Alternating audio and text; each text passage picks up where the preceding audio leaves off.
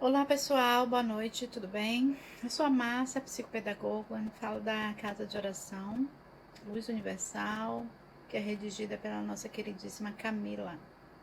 Tudo bem com vocês? Espero que sim. Então, eu vim aqui hoje para falar sobre dois tipos de crianças, né, que se falam muito, desde uns 10 anos atrás, mais ou menos, vem se falando sobre essas crianças, que são as crianças índicas e crianças cristais. Até onde se sabe, essas crianças índicas, elas são crianças que nasceram na década dos anos 50 até os anos 2000. A personalidade dessas crianças são forte, são crianças que elas não atendem o não como resposta, né? São crianças que elas são persuasivas e também elas têm muitos porquês, né?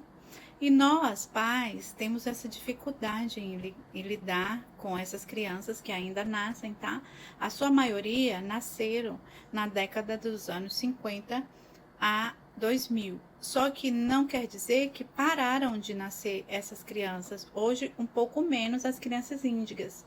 As crianças cristais, elas já são a maioria hoje. Né? Desde 2005, até onde se sabe, as crianças cristais já nasceram de uma certa forma um pouco mais que as crianças índicas, né? As crianças cristais, elas são diferentes das crianças índicas. As crianças cristais, elas já são crianças mais tranquilas, sossegadas, né, voltadas para questões espirituais, né? São crianças mais adeptas à meditação. Elas são crianças que, mesmo não aceitando os porquês, elas também questionam, só que elas são questionadoras de um modo mais passivo, digamos assim, né? Elas são mais tranquilas, mais fáceis de lidar do que as crianças índigas.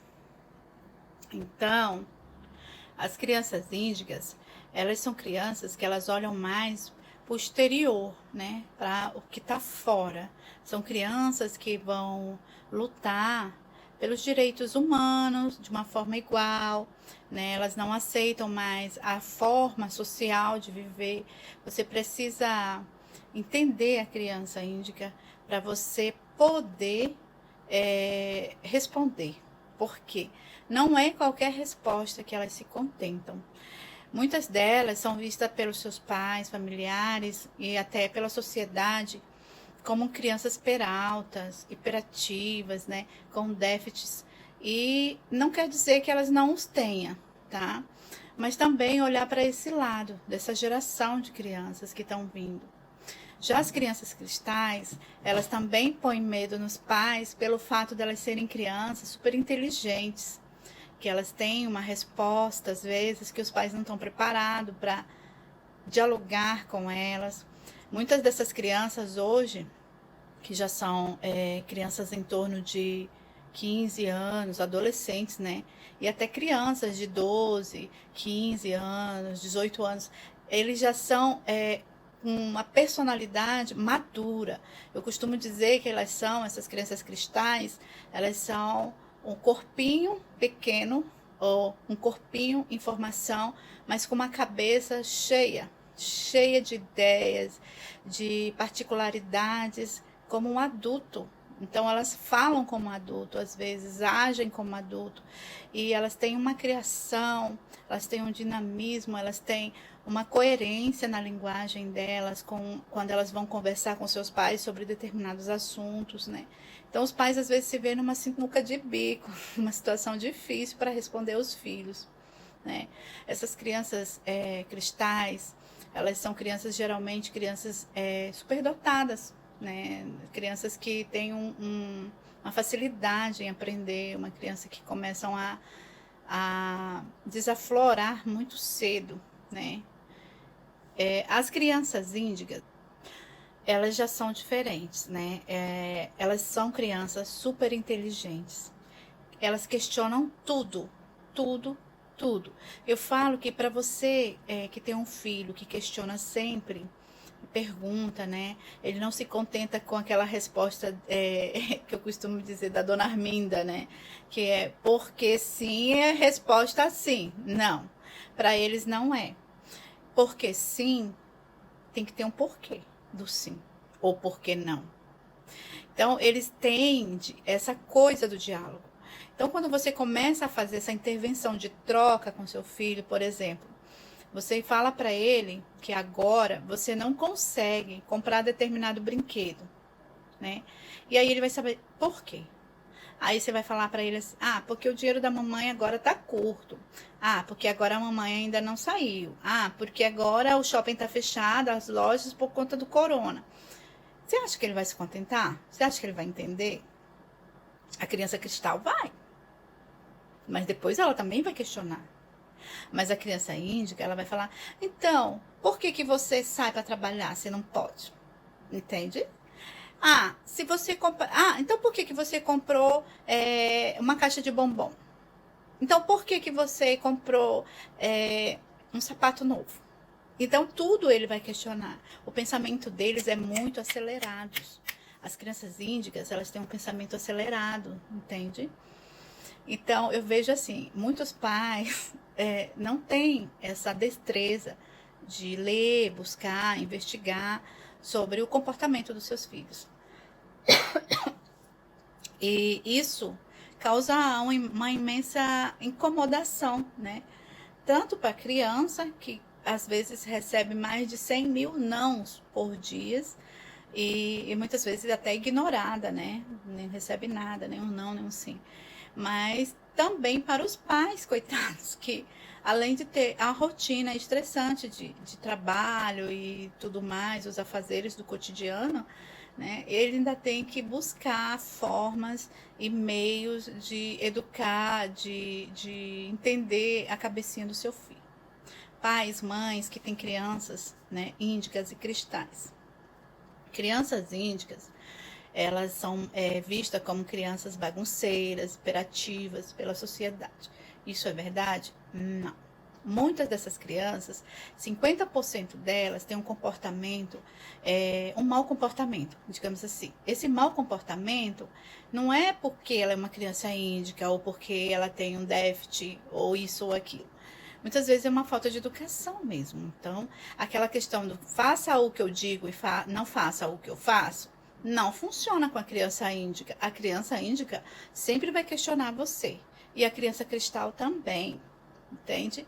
Então é muito difícil a gente comparar, às vezes, uma educação que a gente recebeu há 20, 30, 40 anos atrás e o comportamento da criança hoje, para a educação dessa criança. A tua educação foi um momento onde o mundo estava em transformação, a gente estava saindo de guerra, de um mundo, uma transição planetária onde muitas coisas estavam acontecendo ao mesmo tempo, né?